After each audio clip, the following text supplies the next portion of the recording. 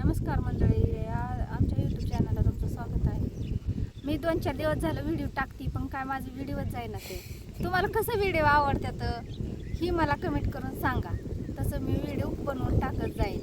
पण काय आहे 2-4 दिवसात झालं कसं व्हिडिओ काढलं तरी व्हिडिओ काय जाईना. ते मग कसं काढायचं, कसं तुम्हाला आवडतं ही मला कमेंटमध्ये सांगा. तुम्ही जसं मला येतील ना तसं मी व्हिडिओ टाकते या.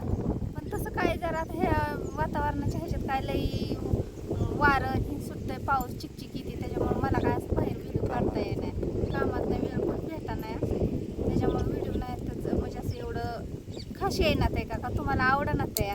त्याच्यामुळे काय तकलीफ होती का काय तुम्हाला बघायला येत नाही का व्हिडिओ. कमेंट पण अशा मला भारी भारी येतात की व्हिडिओ चांगलं काढतात आहे तुम्ही, चांगला आवाज येतो तुमचा, आम्ही तुमचा व्हिडिओ रोज पाहतो, असंच व्हिडिओ काढत जा. काल माझा भाऊ गेला होता माझ्या बहिणीकडे, तर ती बहीण ती नात्यापुत्याला चाललेली होती.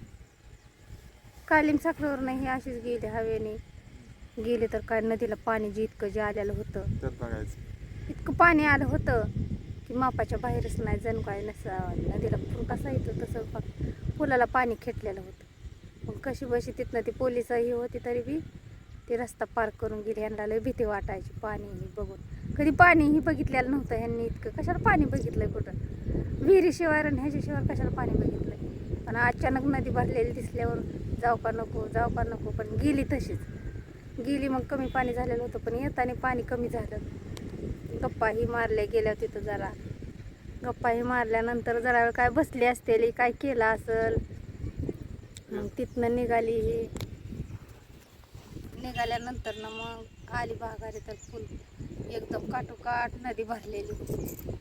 नुसतं पाणी किती बी लाटा मारत होता, इतकं भीती वाटत होती या दोघांना. तरी पण आली. पण संध्याकाळी आल्यावर कोणीतरी ह्यांना व्हिडिओ कॉल केला. बंधाऱ्यावरनं पाणी पलीकडे पडत होतं. मग किती पाणी आलं असेल नदीला, प्रमाणाच्या बाहेरच पाणी सोडलेलं. वर लय पाऊस झालेला दिसतो, त्याच्यामुळे पाणी आता नदीला, कुठल्या नदीला झालं तरी पाणी आता मोकळं सोडणारच. रस्त्याला माणसंही येऊन देत नाही, पोलिसही तिथं, शाळेतली पोरंही असतात, त्यांनी वरनं सुचवलं असं पाणी सोडणार आहे आम्ही, तुम्ही तिथं माणसांचं हे करा. त्याच्यामुळं काय माणसं भेटते ती, काय भेट नाही ती, अशी जाते ती. पण आमची पोरं लय पाण्याला काल भेट होती, काय ना बाईच कधी पाण्यात गेलेली नाही ती, त्याच्यामुळे त्यांना नवाल वाटलं काल एवढं पाणी बघून आश्चर्य झालं.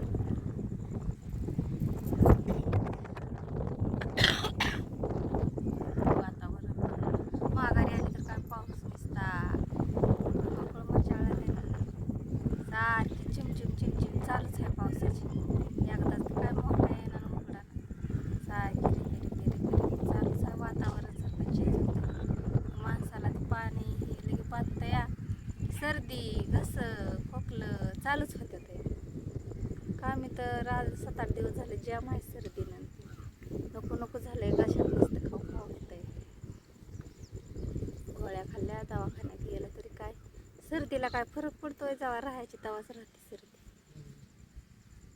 तुमच्याकडे बी कसा पाऊसही आहे, वातावरण हे कसं आहे, त्याच्यामुळं सगळीकडेच असं वातावरण बिघडलेलं आहे. त्याच्यामुळे सगळे फिरायला नाही गेलं पाहिजे असल्या वातावरणात कुठं फिरायला ही. पण पालखी ही गावाकडं महागारी गेली की माणसं आजारीच पडते. ती आखाडाच्या महिन्यात साथी असते, त्याच्यामुळं सारखं पालखीच्या दिवसात ती काय म्हणतात की साथी असते, त्याच्यात माणसं आजारीच पडते. ती थंडी, ताप, सर्दी, खोकला, डोकं, कणकणी, ती लहान मुलांना पण बाधिकार हवामान असतं. हे कोणाला हवामान सुट होत नाही, काय होत नाही, एखाद्याला शूट होतं. आपल्याला तर असलं हवामान अजिबातच जमत नाही, लगेच शरीराला सुचत नाही.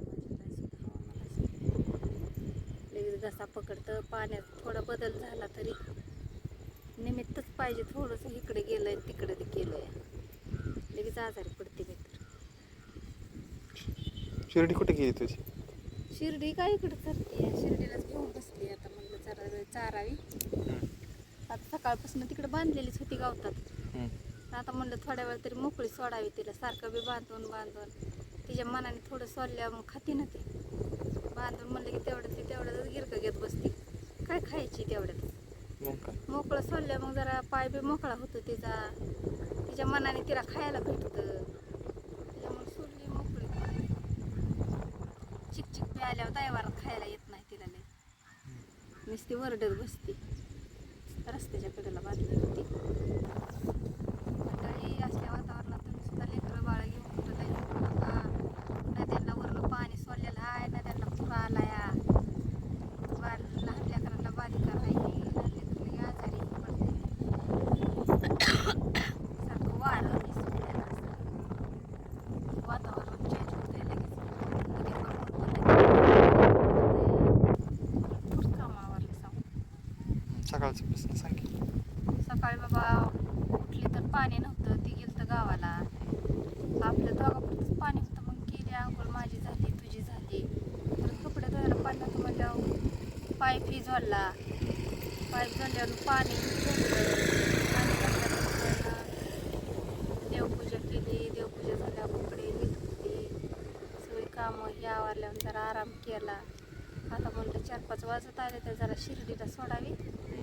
तोपर्यंत संध्याकाळचं टायमिंग होतं. शिर्डी इकडे तिकडे थोडं चालू मग संध्याकाळचा टायमिंग झाड मारायचा. परत संध्याकाळचं जेवण, चहा पाणी काय करायचं ह्यांना. आज रविवार आहे त्याचा उपवास. स्वयंपाक लवकर करावा लागतो. परत लाईट असती नसती. आपल्या इथं जरी एक आता टायमिंग बदललेलं किती दिवस झालं, 6ला लाईट जाते या, ते 10लाच येते. काय आता काय कळत नाही, त्याच्यामुळे लवकर स्वयंपाक लागतो.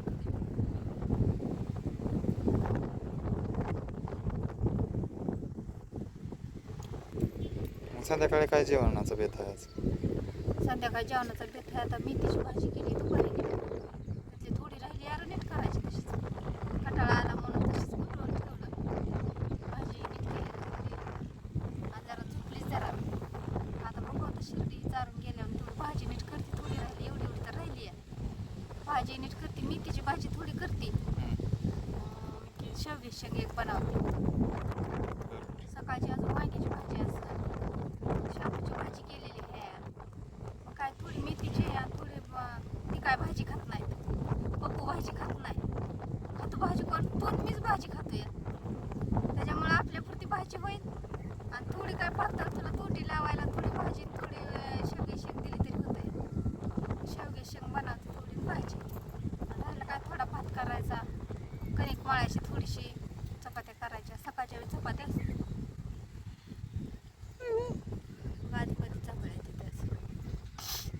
ब्लॉक चालू आहे आणि जांभळ्या ती. मग आता आल्यावर काय तोंडाला हात लावायचो का? तुझा ब्लॉग जांभळे आल्यावर काय कुणी तिला अडवून धरत काय? मंडळी काय म्हणते? मंडळ काय जांभळे देत नाही तेव्हा. तो डावलून धरते ती. जांभळे कुणालाही आले तरी आवडता येत नाही.